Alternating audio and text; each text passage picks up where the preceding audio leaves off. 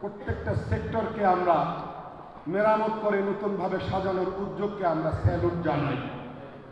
তবে সংস্কারের নামে কোনো অপশক্তির দেয়া পরিকল্পনা সামনে আসলে আনা হলে আমরা আবার রাজপথে নামতে বাধ্য হব।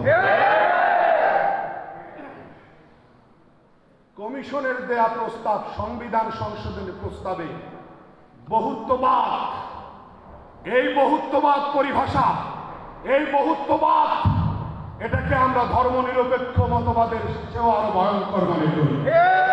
এই বহুত্ববাদকে প্রস্তাবিত সংশোধনী থেকে অবশ্যই বাদ দিতে হবে। এই বহুত্ববাদ পরিভাষা আমরা মেনে নেব না।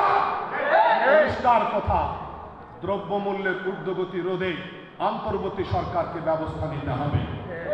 যে সকল পণ্যের উপর ভ্যাট আরোপ করা হয়েছে প্রত্যাহার করতে হবে।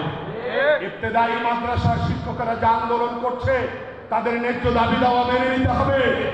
ফ্যাসিবাদের দোষর যারা প্রশাসনের বিভিন্ন জায়গায় ঘাটতি বেড়ে আছে তাদেরকে অপসারণ করতে হবে এবং প্রয়োজনীয় সংস্কার শেষ করে, প্রয়োজনীয় সংস্কার সম্পন্ন করে 2025 সালের মধ্যেই আমরা নির্বাচন চাই। আমরা প্রয়োজনীয় সংস্কারও চাই। আমরা যৌক্তিক সময়সীমার মধ্যে অর্থাৎ 2025 সালের মধ্যে আমরা জাতীয় নির্বাচন চাই।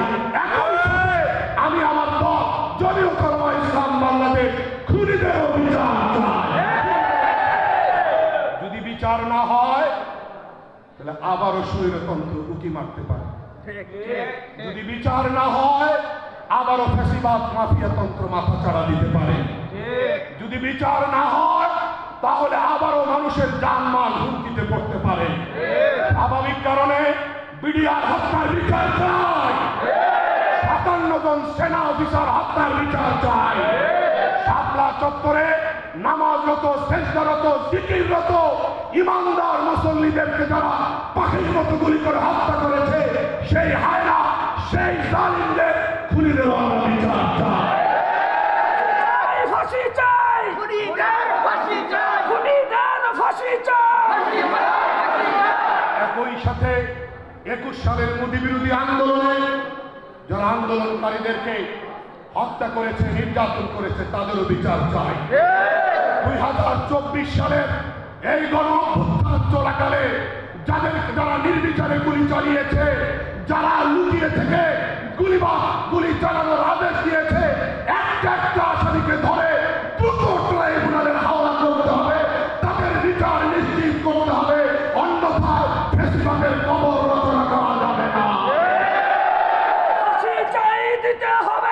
দেশের মানুষ কষ্টার্জিত স্বাধীনতা অর্জনের পরে, স্বাধীনতার পর বহু শহীদের রক্তের বিনিময়ে পাওয়া নতুন বাংলাদেশে এখন দেশের গণমানুষ আর কোনো বিরোধ দেখতে চায় না, আর কোনো বিভাজন দেখতে চায় না। জাতীয় ইস্যুগুলোতে সবাইকে ঐক্যবদ্ধ দেখতে চায়। আমরা আগামী বাংলাদেশে এমন পররাষ্ট্রনীতি চাই যেই পররাষ্ট্রনীতি হবে বিশ্ব দরবারে মাথা উঁচু করে দাঁড়ানোর পররাষ্ট্রনীতি। এই পররাষ্ট্রনীতি হবে সীমান্তকে শতভাগ সুরক্ষিত রাখার পররাষ্ট্রনীতি।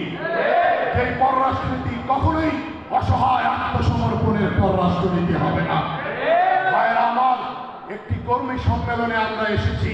আমাদেরকে শৃঙ্খলা শিখতে হবে, আমাদেরকে ধৈর্যের শিক্ষা নিতে হবে, আমাদেরকে সংযমের শিক্ষা নিতে হবে, আমাদেরকে দল শক্তিশালী করা, সংগঠনকে শক্তিশালী করা আমাদেরকে শিক্ষা নিতে হবে, প্রেসক্রাইব নিতে হবে। যদি সংগঠনকে সাংগঠনিক সিস্টেমে শক্তিশালী করতে না পারি, আগামীতে টিকে থাকা বড় মুশকিল কাজ। আবার বলছি, আইডিপি সংগঠনকে সাংগঠনিক উপায়ে শক্তিশালী করতে হবে, ডোর টু ডোর মুভ করতে হবে। যেই পতাকা হাতে আপনারা নাড়াচ্ছেন, এই পতাকা আজকের পতাকা নয়, এই পতাকা 100 বছর আগের পতাকা নয়, এই পতাকা বদরের যুদ্ধে ব্যবহৃত হয়েছে, মক্কা বিজয়ের সময় ব্যবহৃত হয়েছে। এই সাদা কালো পতাকা নবী আলাইহিস সালাতু ওয়াস সালাম ব্যবহার করেছেন।